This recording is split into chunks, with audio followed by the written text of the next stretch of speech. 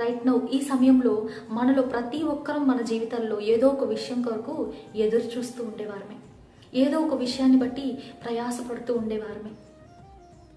మన సమయాన్ని, మన యొక్క బలాన్ని, మన ఫోకస్ని, మన యొక్క అటెన్షన్ని అన్నింటినీ ఎన్నో త్యాగాలు చేసి ఒక విషయంను బట్టి మనము ప్రిపేర్ అవుతూ ఉంటాం పొందుకోవాలి అని చెప్పి.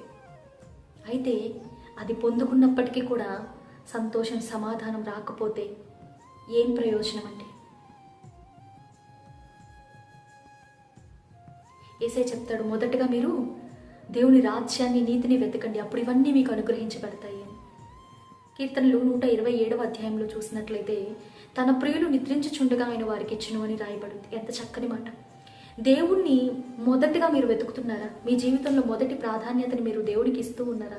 అయితే నీ కోరిక యావత్తు ఆయన సఫలపరుస్తాడు, నీ ఆలోచనని యావత్తు ఆయన